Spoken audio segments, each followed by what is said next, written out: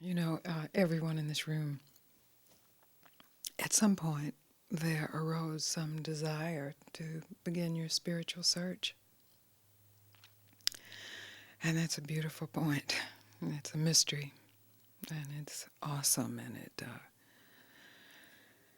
is full of promise and full of warning.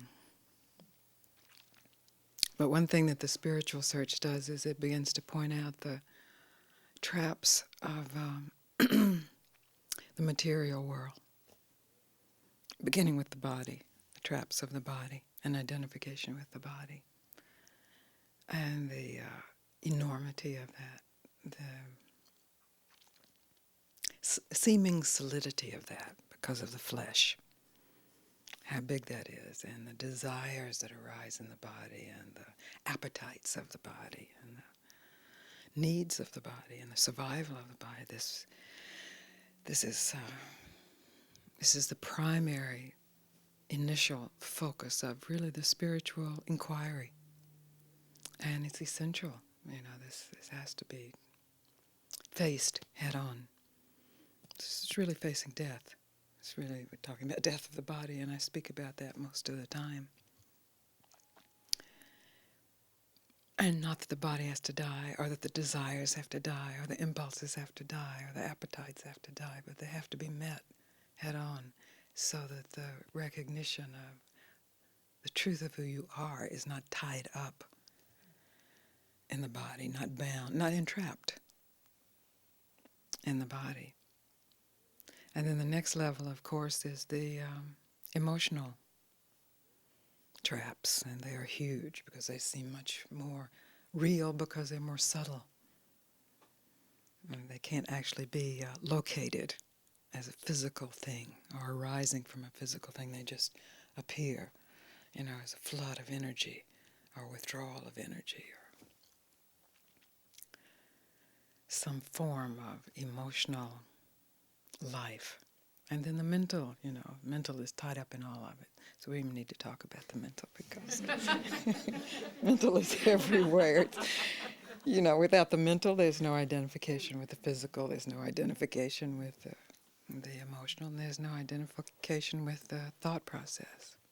So that's the spiritual search right there, you know, is really seeing that, meeting that, the horror of it, the impossibility of it, the frustration of it. And then there comes a time where you have to face the the spiritual body, the spiritual emotions, the spiritual thought process.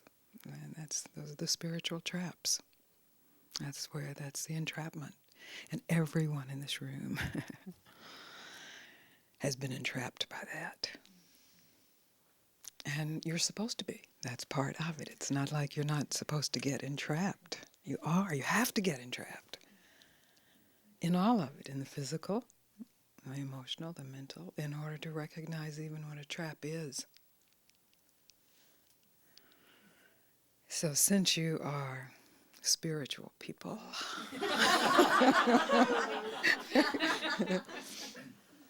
and you know that's a beautiful definition at the beginning. It's a way of separating yourself from the following of the materialistic, physical, emotional, mental plane. It's a way of saying no.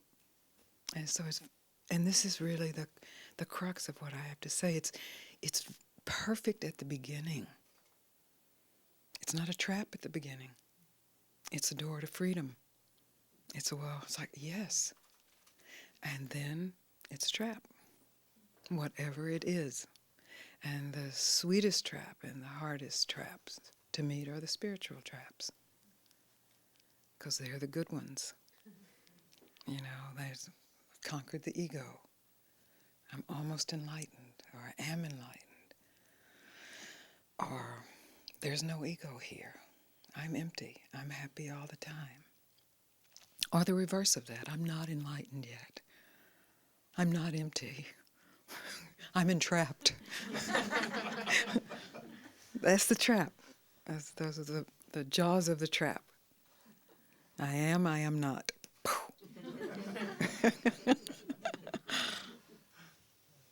And so really the point is, there's nothing wrong with the traps on any level. This,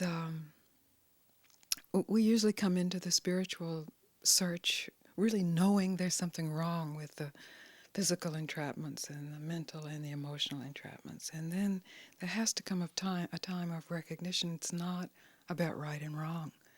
That's not what the issue is. They are what they are, period. And they're simply more than that, much more than that. And when there's an identification with that, there's a lack of recognition of what's more. That's all. It's not that they're right or wrong. They're amazing in their own right. I mean, anybody who's experienced an emotional surge or a physical surge or a mental something knows this is pretty amazing.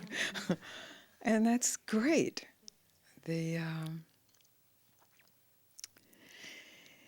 dilemma, and it's a paradoxical dilemma, and that's why it sometimes appears that I have to talk in a circle and to come right back to it, because at any place there's a perfection of the recognition of it as a trap or as a door to freedom, and then there's the lie of the recognition of it as a trap or as a door to freedom. So when we get into the spiritual realm, the so-called spiritual realm, let's call it that, without being bound to that term. Well, this is why Ramana didn't speak, because finally whatever said is, it's absolutely not true. Whatever is said is absolutely not true, including this that I'm saying right now. That whatever is said is absolutely not true. Yes, and you get that, and that in itself is freedom. But if you don't get it, it's like you want to get it. And that's the bondage. So if in a moment of really being willing to tell the truth, you can see where you are tied up in something that's said or not said or felt or not felt or realized and not realized, just in telling the truth about that, then in that moment there's choice. Not even to get out of the trap, or to change it, or to be bigger than it, but to just recognize that right here, right now, is the point of inquiry. This is where inquiry occurs. It doesn't occur in some abstract place or state. It occurs right now in this moment. It's not necessary any other time.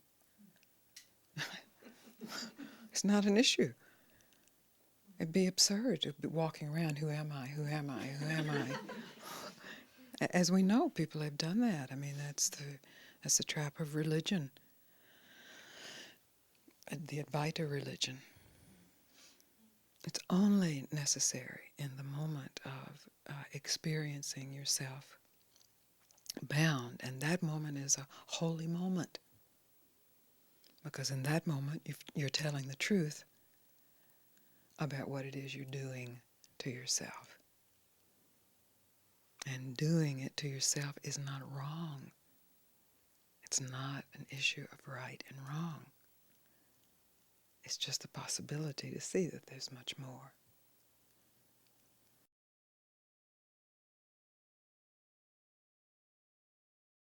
I got a very sweet letter in yesterday's batch of mail. And really with the best intentions. This letter was asking a question based on an experience she'd had with another teacher where there was a huge opening, deep opening, true opening. And then further experiences with me and just in life where there's a really opening and feeling calm, feeling happier. And her question was, is she enlightened? She wanted to know, well, am I enlightened? It is funny. It's the sweetest question, so I hope whoever wrote it is also laughing a little bit. And we could get into a discussion of what enlightenment is and what are the qualities of enlightenment and the marks of enlightenment, the signs of enlightenment.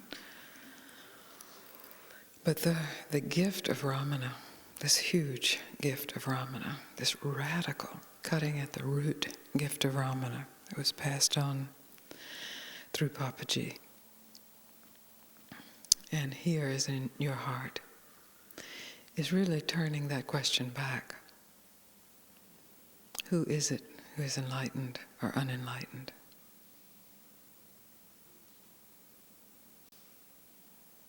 And if that question is truly asked, then the presence of who you are is so far beyond any question of enlightenment or unenlightenment. And then you're enlightened.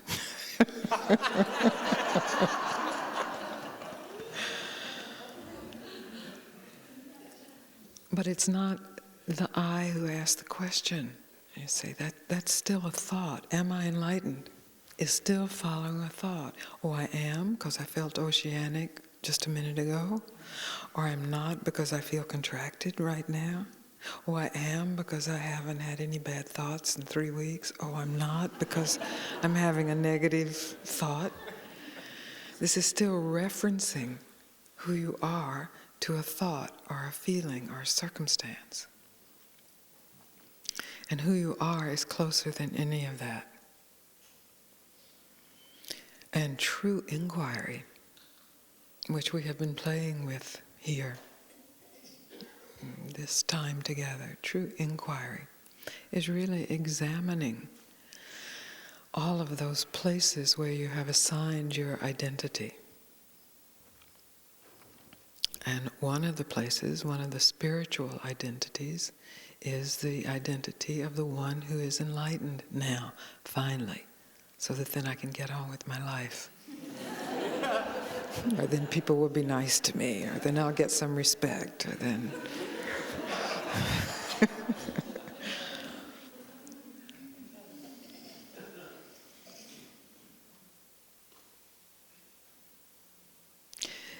So if that question arises, am I enlightened? You just take a moment to be fully and absolutely and completely unenlightened. Because that's what that question is based on. Unenlightenment. Just be unenlightened. With no reaching or searching for enlightenment. Just a moment. You can go right back to the search. But just take one free moment.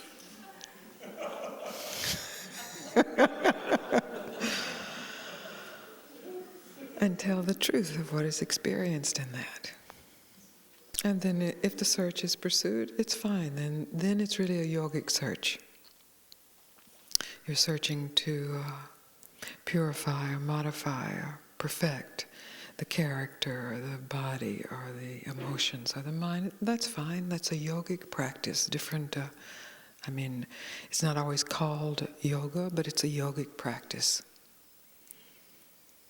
But at least in that moment, the practice won't be about getting someplace. There will already have been a recognition of what is here. When you are fully not what it is you think you have to be, if you complete your practice. If you fully directly experience the worst that you imagine, that not only are you not enlightened, but you will never be enlightened. Enlightenment is impossible for you throughout all time, and you're the only one it's impossible for you.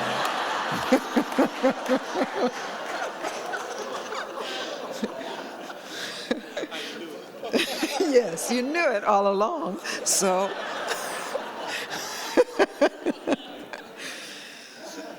So to really directly experience that, then the joke is self-evident. It's really self-evident. You get the joke. You're the butt of the joke. You are God making jokes at itself. It's such a trap. And the word itself is a trance word. You hear the word enlightenment and you go into a trance.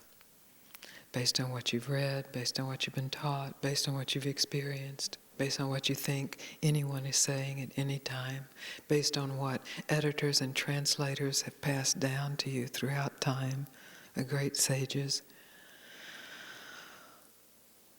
It's like, you go into the Enlightenment Trance. And either I am enlightened and I can enlighten you if you do everything I say. And you're bad because you're not doing it. I've seen this with teachers, they get furious with their students because they won't get what the teacher wants them to get. Same as a parent getting furious with a child. Or a child getting furious with a parent. So it just is a transference of the same old conditioning. So if we just forget that word, and we forget the word God, and we forget the word truth, and we forget the word love, and we forget the word freedom, and we forget the word that you go by as your name, and you forget the word that identifies your body as a particular gender, and it's self-evident what is closer than any word.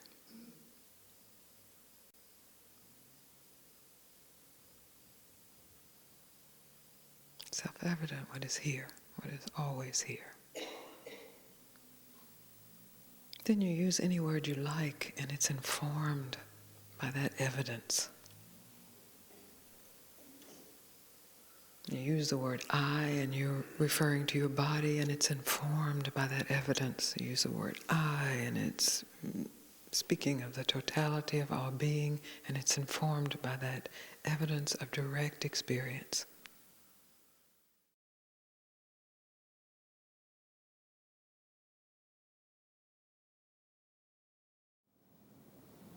As human beings, we learn quite a bit through imitation.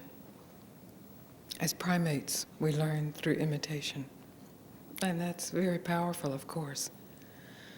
It's an effective way of learning, and learning quickly because it bypasses conceptualization. Just go right to imitation. That's a major part of socialization of all cultures.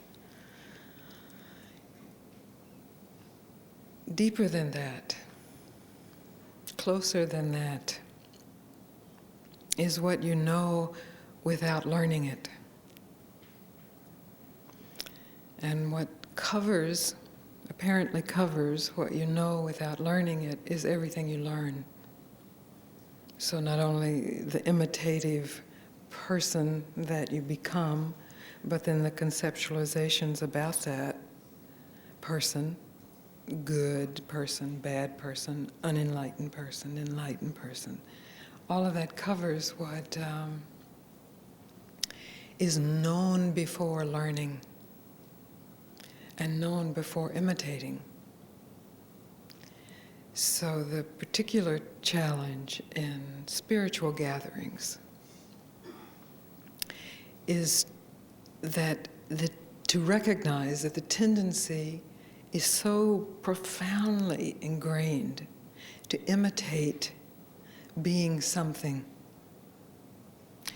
to learn something that can define who you are supposed to be or who you're supposed to become.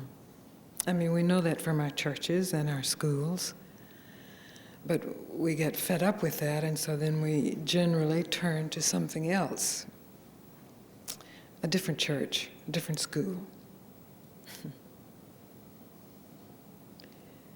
Finally, it gets down to,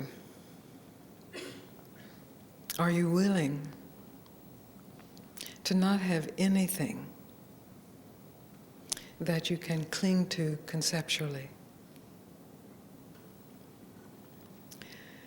So the challenge is, then when we come together with all of these different concepts and imitative behaviors floating around and anchored in the mind. The challenge is to surrender to what's deeper, to what's closer, to what you know without any conceptualization of that. Who you are without any image of that. What you are deeper than any sense of that. Then we can have a conversation that has never been had before.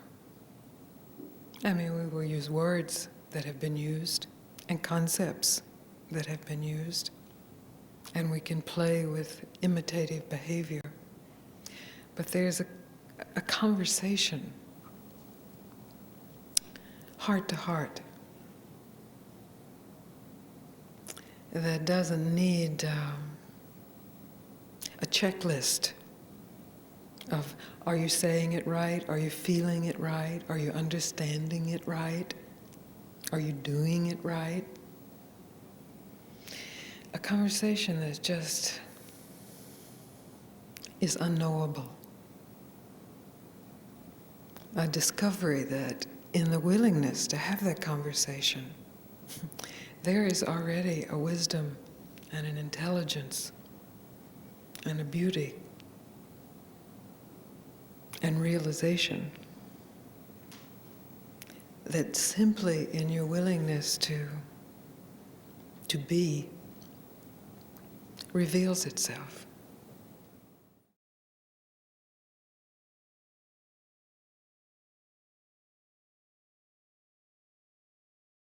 Somewhere along the line, I developed a belief system that that tells me that I shouldn't be feeling much of or thinking much of anything. Everyone in here has got to see this one. Whether that somewhere along the line was starting in grammar school or before, or starting in your church, or starting in the new church that you went to after you left your old church, or starting into your no church after you left. The belief system, this is very important. It has something to do with I should be different from the way I am. Because Jesus was like this, or Buddha was like this, or Ramana was like this, or my idealization of myself is like this. And so therefore I should be feeling something I'm not feeling, or not feeling something I'm feeling. Can everyone relate to this? Good. Just so I want us to be on track here. This is what I meant about taking it from the abstraction into the recognition. We like to tell stories, and stories are very useful. You know, stories are part of that's the way humans communicate. And there can be great mythic stories, metaphoric stories, which are all myths.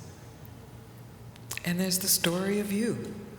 Your life thrust has a story. It was heading in a certain direction, and then it turned around, headed in a different direction, radically different direction, but still a story about you.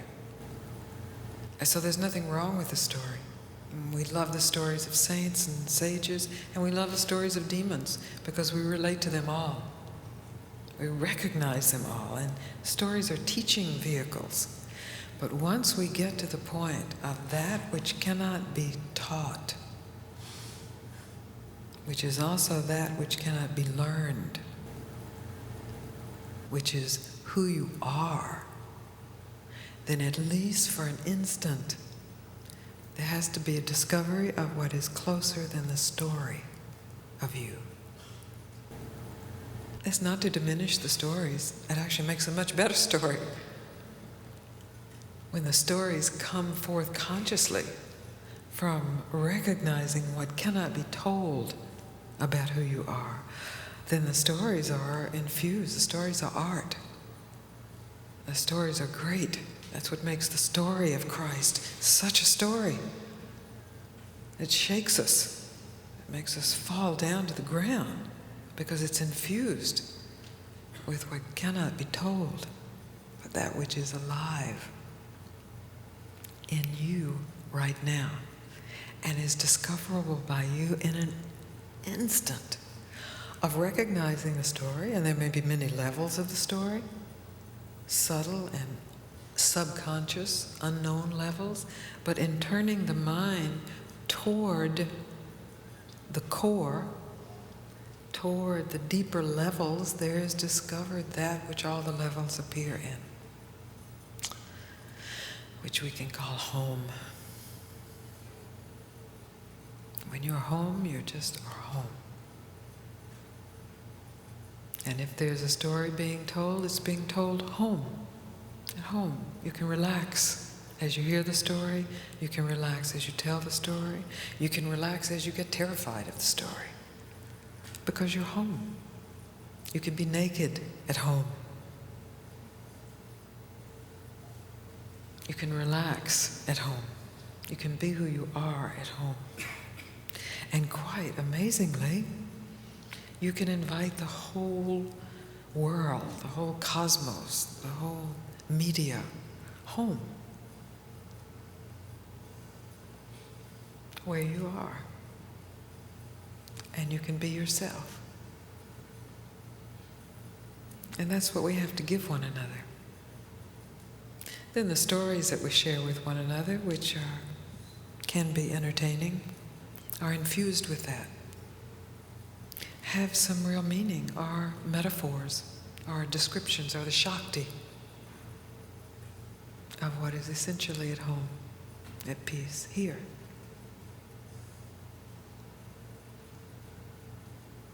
And it excludes nothing, as you see. It doesn't exclude failure. It doesn't exclude grief. It doesn't exclude knowingness. It doesn't exclude perfection. It doesn't exclude imperfection. It doesn't exclude the body.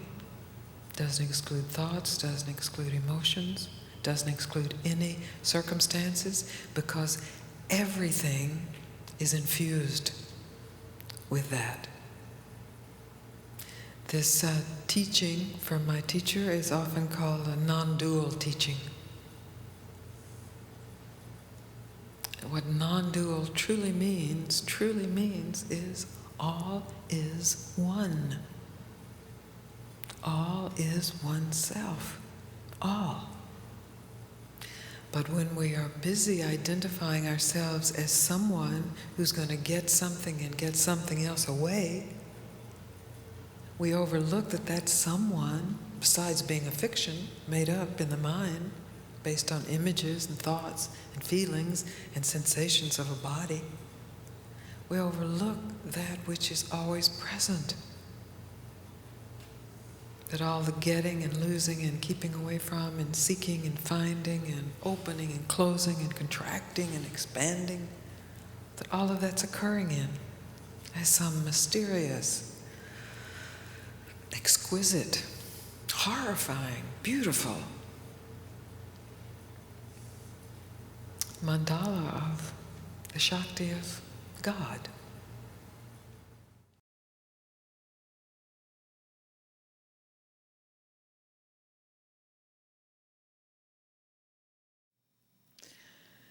The phrase non-duality gets used a lot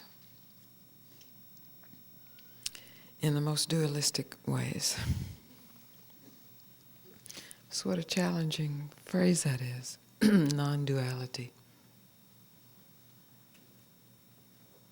It's more than a word, it's a phrase.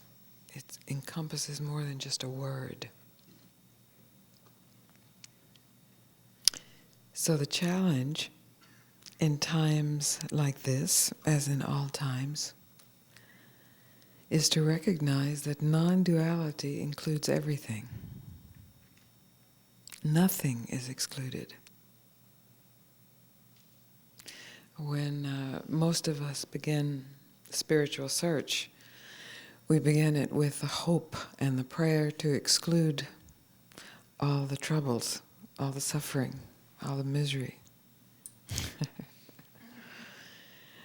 And we come to retreats to exclude the distractions from our everyday life. And that can be very useful.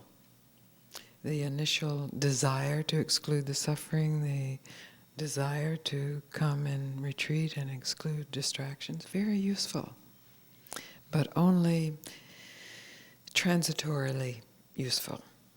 Only as a point of really being able to stop and welcome everything as yourself.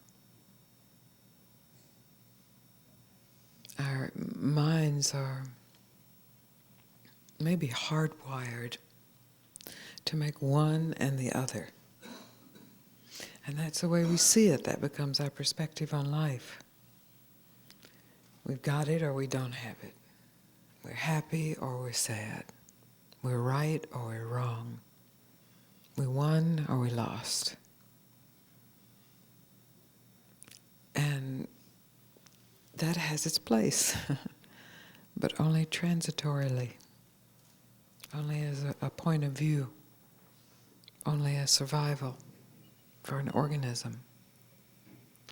Regarding true self-realization, true self, which is non-dual, realization of itself, nothing can be excluded. It literally boggles the mind, because we want things excluded from that. You know? We want the dark forces excluded. We want suffering excluded. We want what bothers us excluded. But it's here. That means it's not excluded. And amazingly, if there is the fortitude and the willingness to simply welcome what is here without denying what is here, there is a discovery that I'm unable to speak and that I have never heard spoken or read spoken, but that is available for you now and in every moment of your life. This I promise.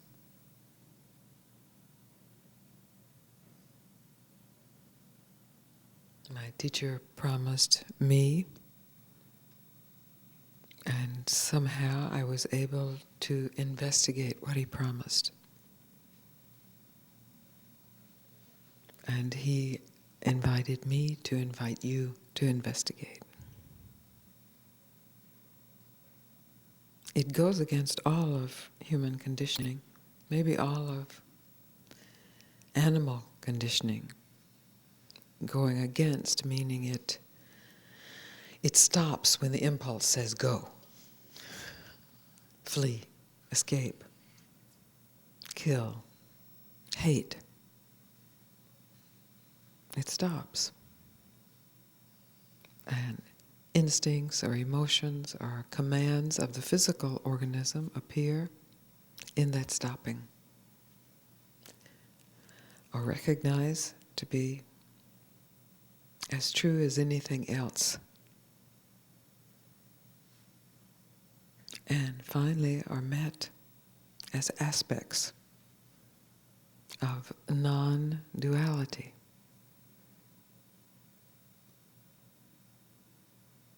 So I don't do a lot of teaching, as most of you know, because what I've learned is that then people try to learn non-duality.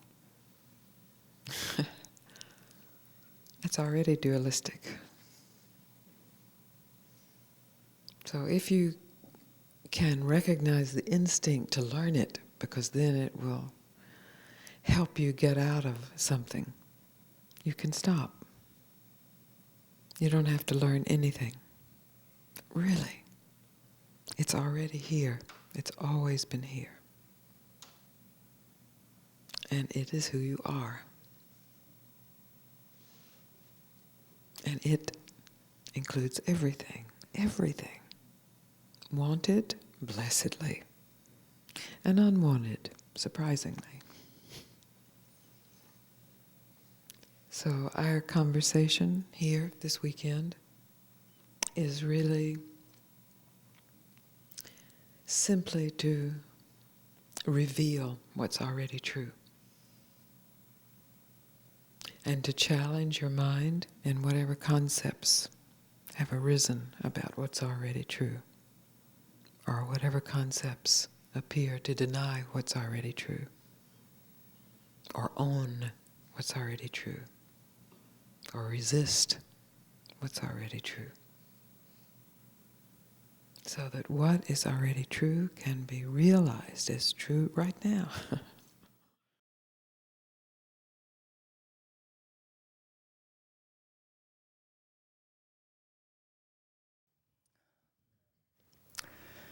I've been watching videotapes, and a friend of mine introduced myself and my partner to you and your teachings. Well, it hasn't been but probably 2 months, and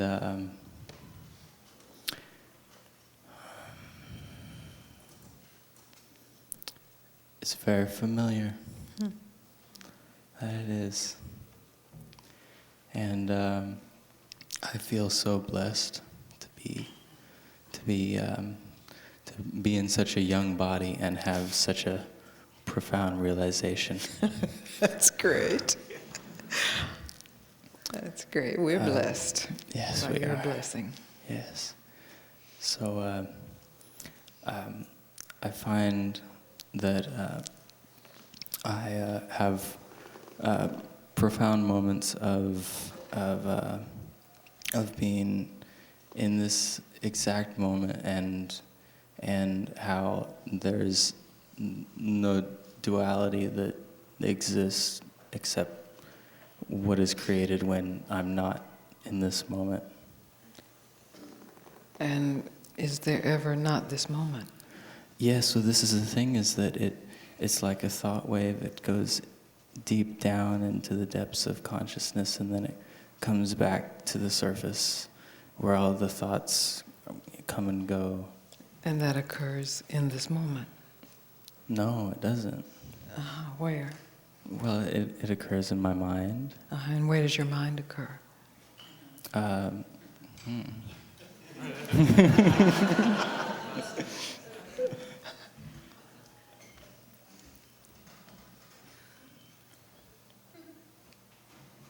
my mind is part of this moment. That's right. Your mind is not separate, or that's, again, a duality. Mm-hmm. In fact, that's the trickiest duality, especially the spiritual seeker's duality. The mind becomes the enemy, and the no mind becomes the victory, and the war begins. But the truth is closer than mind or no mind. And there is perhaps required no mind to realize what is here. Since we're so conditioned to mind as reality, yes, there is a cut or an essential moment that's required where there is no mind. Just like when this lady came up, there's no entity, but I am. But then, in general, what happens, that becomes mind's latest acquisition. To beat. Now, no mind is superior to mind, but that no mind is still mind. You get this? Should I say it again? I don't need to. You get the spirit of it, right? Die, reply, and die again. And that's because in that moment of dying, this moment, there's no duality. But how quickly we then make a duality of that. Oh, for a moment there was non-duality. Now there's duality. It's the same moment. Mm-hmm. It sounds so simple. It is simple. That's the challenge. Because mind has nothing to do. But what benefits come to mind too? Universal, non-dualistic benefits. Grace. Grace has no problem with mind. The nectar of realization includes everything.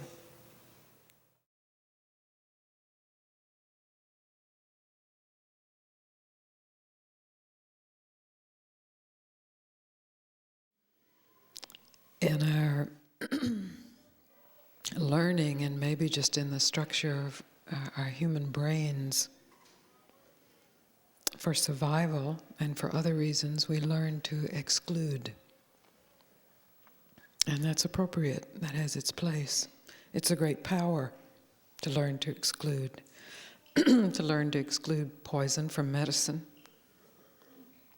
To learn to exclude what is good from what is bad.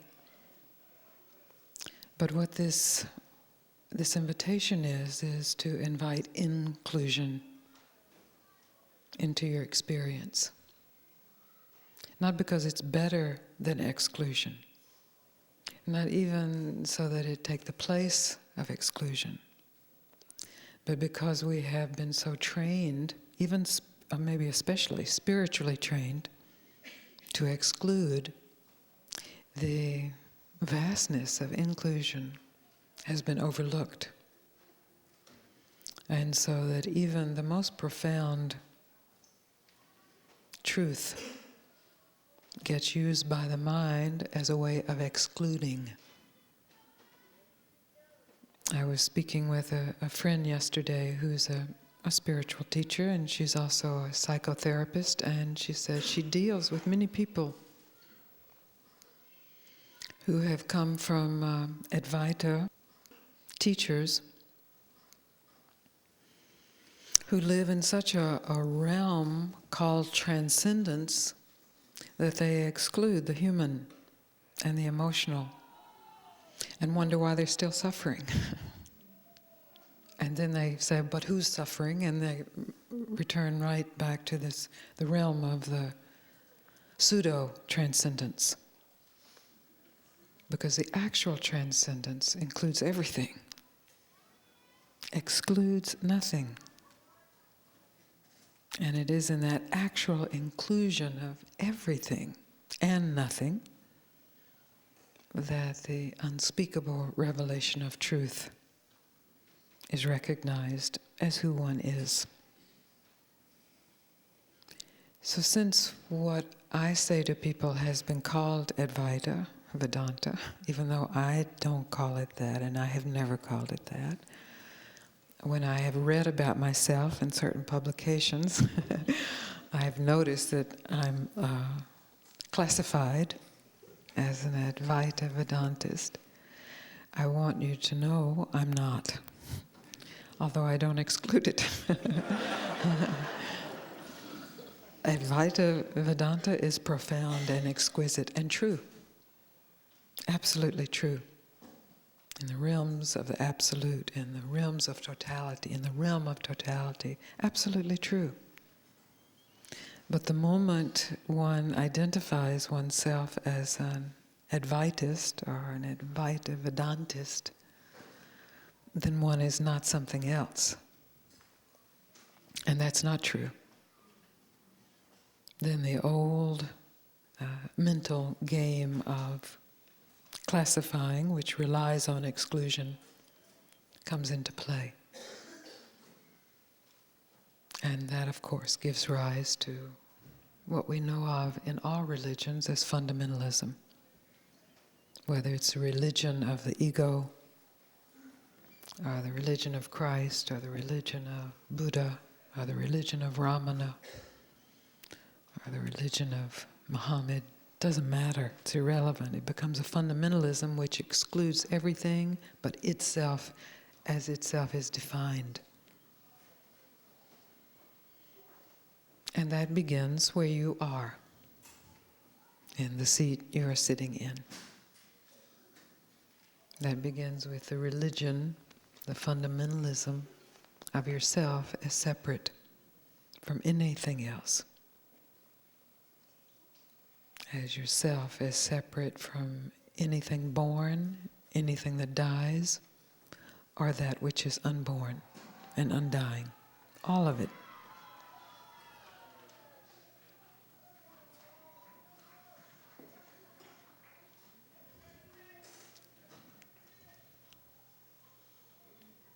So in our time together, the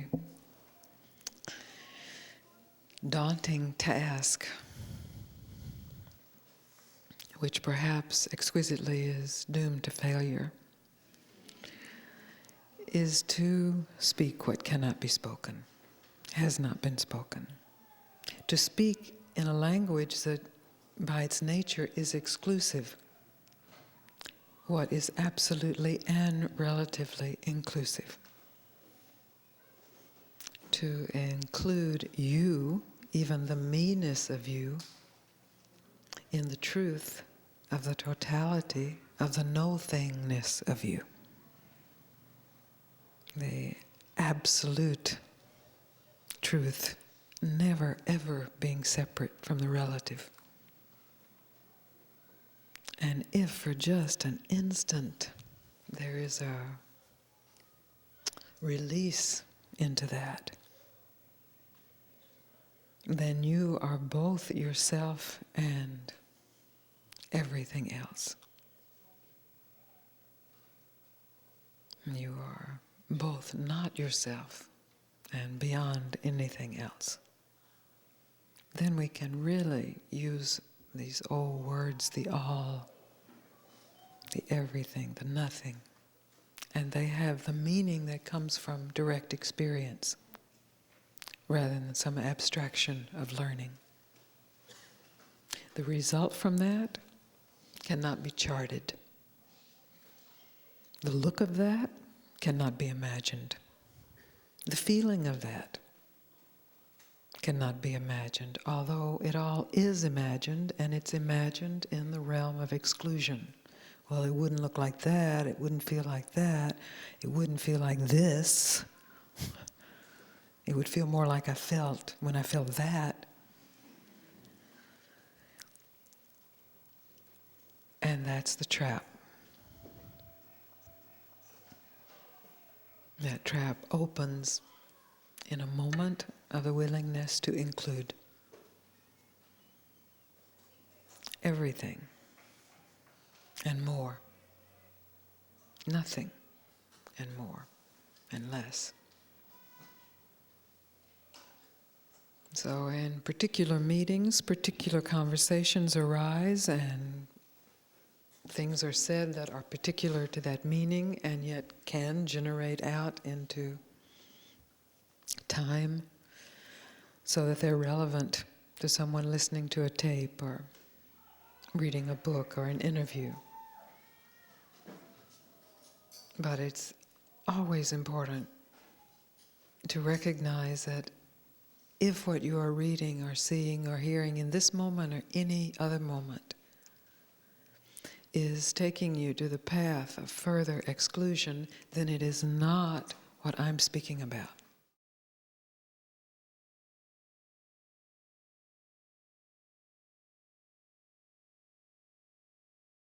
Well, there's this constant, like, we're wanting to capture this with the mind.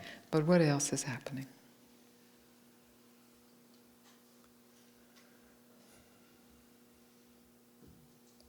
Because that's not constant. That appears, and then it drops, and it appears, and then it drops. What else is happening? It's just being very happy to be here.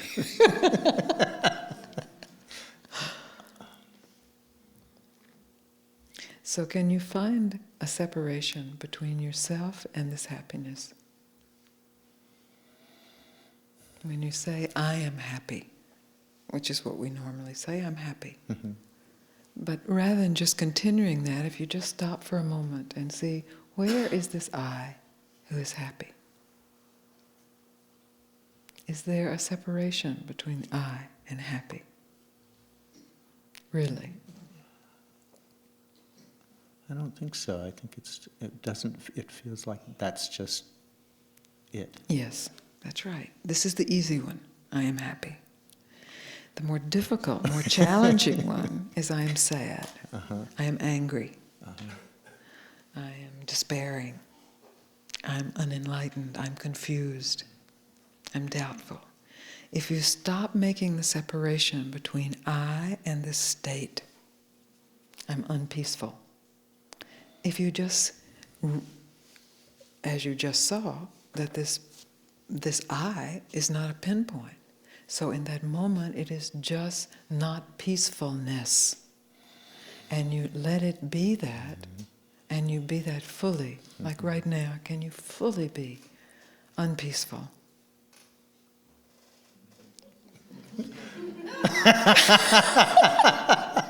God, that's a tough one. Yes, you do have to work at it. But for the purposes of our experiment, All right, let me see. what do I need to say to you to make you be unpeaceful, just so we can experiment? Well, you could tell me I'm unenlightened, I suppose. You are unenlightened. God, I know. Right. So, I am unenlightened. Now, when you are I am enlightened, you can see enlightenment is who I am. But unenlightened, well, that doesn't feel so good, so I don't want to be that. I want to get back to I am enlightened. It doesn't work because you are overlooking I am unenlightened. Fully, completely be who you are in this instant, absolutely unenlightened. Completely unenlightened. Totally unenlightened.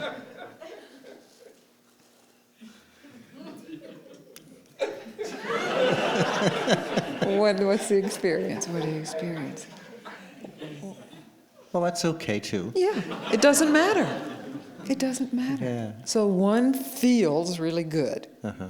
And we're happy to identify ourselves as that. Right. But that's an identification, and it's a feeling, or an insight, an experience.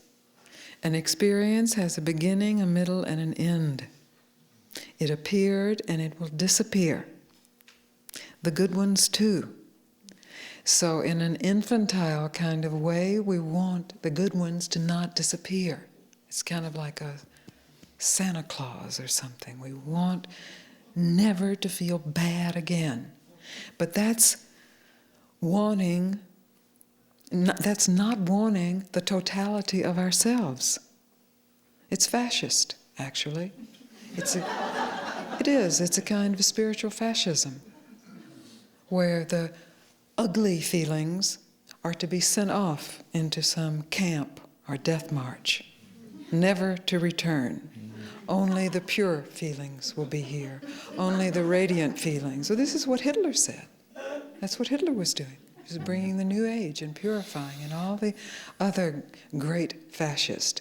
But that fascism lives in the human mind. So in this willingness to meet this unenlightened without sending it away, without saying, no, I don't want to be you, but saying, yes, okay, yes, you too. Then unenlightenment, the ugly, the unwanted, the hated, get to come to the satsang that is consciousness. Then the totality of being, rather than some superficial idea of what's good to be. The totality of being, the totality of the universe. Not just your tribe, not just your family, not just your political party, not just your nation, not just your subculture, not just your good side, not just your angelic side. The totality of being is met. Then this trance of imagining yourself as a pinpoint in space is broken. And you recognize you are everywhere, in everything, in everybody, in every emotion. And all that's required is to stop fighting it within you. Even stop fighting the fight, if there's a fight. That's the stopping. All of our strategies and our learnings are to get away from what we don't want and to keep what we do want. But we see over time, over maturity, over evolution, it doesn't work. What we don't want comes to haunt us. What we want leaves us. So in that seeing, there's a disillusionment. And in that disillusionment, there's a possibility to examine what has not been examined before. This assumption that I am this pinpoint that bounces from peace to unpeace, from enlightenment to unenlightenment. And when that goes unexamined, the bouncing continues. When it is examined fully, completely, this is truly inquiry into what is real. And this examination is natural to you. You have learned to not examine it. Maybe just learned it as a species, to go for what is pleasurable, to avoid the pain. This, it definitely has its place. It's definitely appropriate. But when you are concerned with the truth of who you are, it is inappropriate. There is a moment where there must be all stopping, regardless of the pain, regardless of the feeling of worthlessness or unenlightenment or stupidity or whatever it might be, whatever has been hated, the insanity, the dark, the evil, to just stop and actually meet it as yourself, to open the door of your heart so that this can be recognized, to open the concentration camp,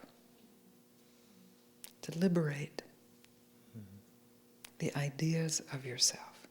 That's all that needs liberating.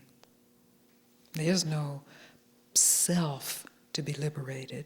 There's only the self that is beyond liberation. It could never be bound. But your ideas of yourself, these can be liberated. These can be set free.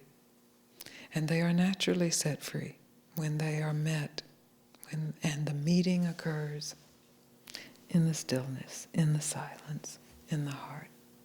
Now, here.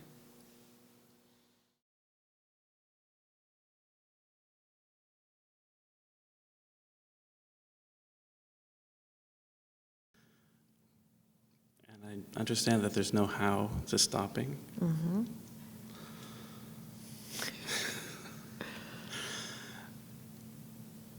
So I won't ask that question. Well, let's see how he asks that question.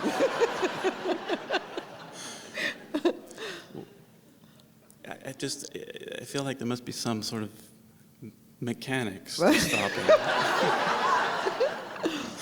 There are mechanics involved. The mechanics that are involved are in how you avoid stopping, how you go. There are mechanics involved. That's what I was referring to yesterday when I spoke about the choices that are available in a second. And so many of them are subconscious or unconscious because they have to do with, the physiology of the being or the survival of the being. But then there's a level of choice that has to do with the psychology of the being, of the avoidance of fear. Different from the avoidance of fear that has to do with the survival, although it may be linked up with survival psychology, but it's not really now about survival. The imprint may have been about survival as a child or whatever, but right now it's not about survival, it's just about a replaying a choice that keeps being made. And so there are mechanics, and it is very useful to recognize the mechanics or the structure of ego or the fixated personality and how one makes choices. Very, very useful. But the how to surrender, there is no how, because there are no mechanics involved. And this is how the great mistake gets made. In that someone wakes up and then people gather around this person that's waked up and they say, how did you do it?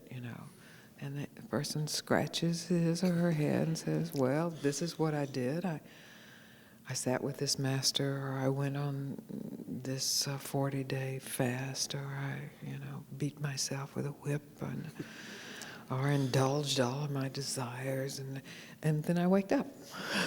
And so, okay, let's do what that one did. But if you really, really examine the playing out of all those things, beating oneself up, fulfilling desires, 40-day fast, sitting with the masters, there reaches a point where you have done it all. And there is a giving up, really a giving up.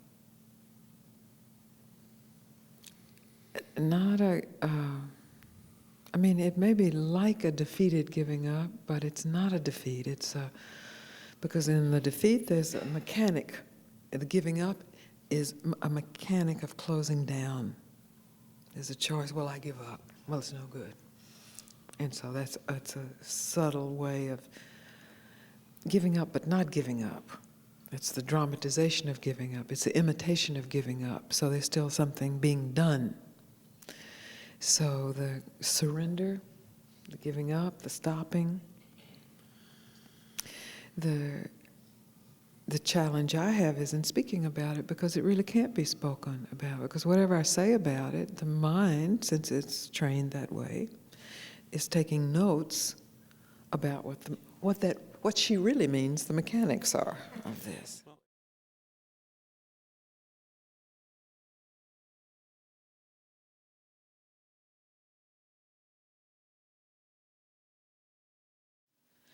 I had an interview this morning, and really a wonderful interview, because it was alive. It was a true question. She didn't come just doing an interview. She came to find out what it is I have to say.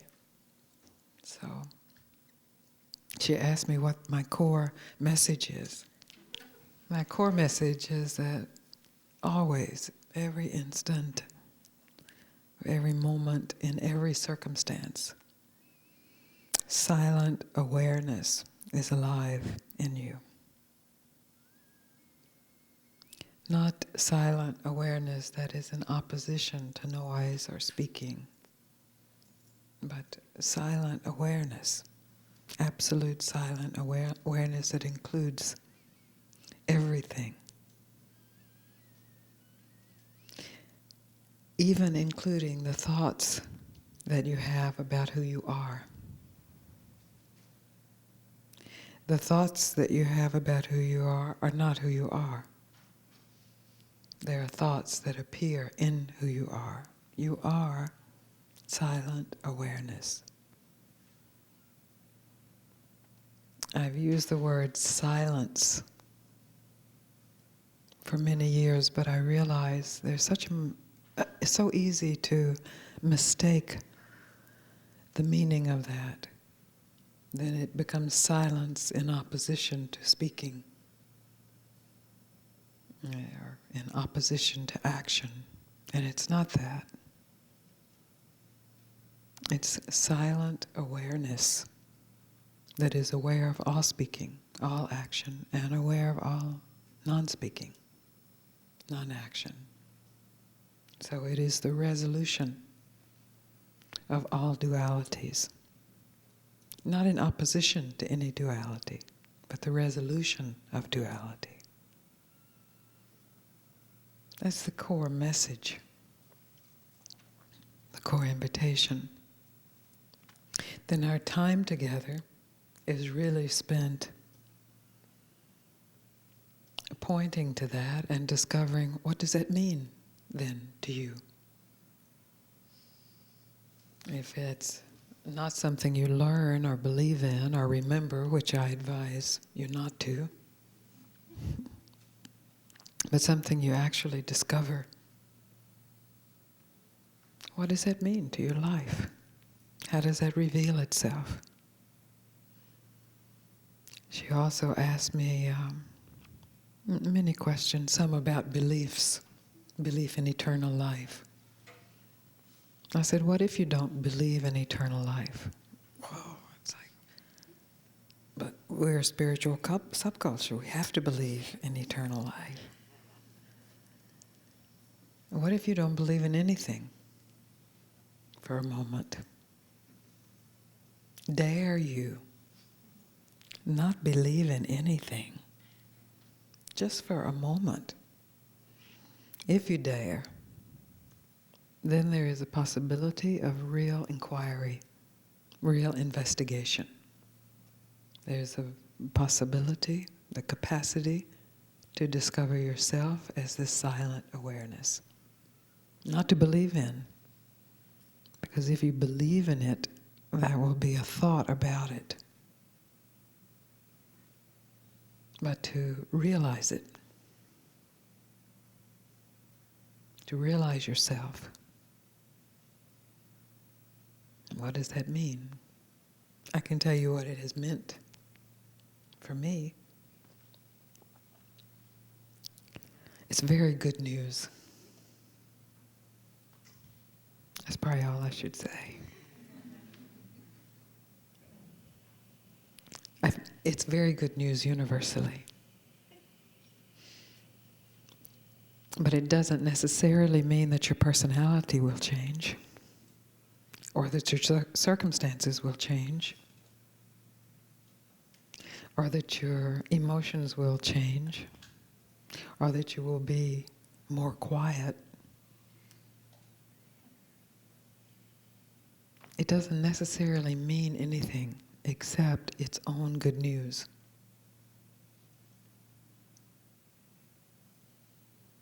She also asked me if I was a missionary. That's a good question, too.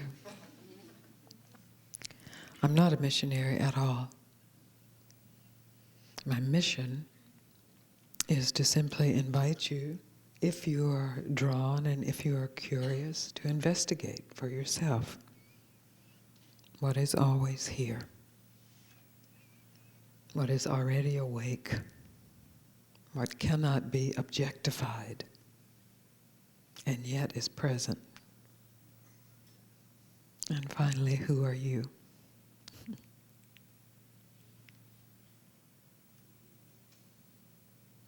She then asked me, well, what about your teaching? I said, well, some people call me a teacher, but it's not a teaching per se. Because who you are really can never be taught. If it could be taught, it would be a thing that could be extracted and objectified and learned.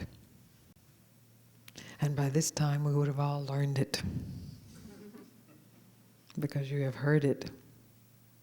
You know, if you're of a particular subgroup, you have heard you're a radiant light. You are God's child. You're free. You're safe. But to hear it, even to understand it, to believe it, to memorize it, to hope it's true, is not enough. It has to be discovered directly. So my invitation today for you is that you give up all your beliefs for our meeting. Beliefs have their purpose, they have their place. There's nothing wrong with beliefs. Some beliefs are better than others. Some beliefs serve better than others, but for our meeting, if you just give them all up and you're just present, as yourself, as silent awareness, then you have the opportunity to discover, is there a boundary to silent awareness? Is there a problem in silent awareness? Is there any separation anywhere?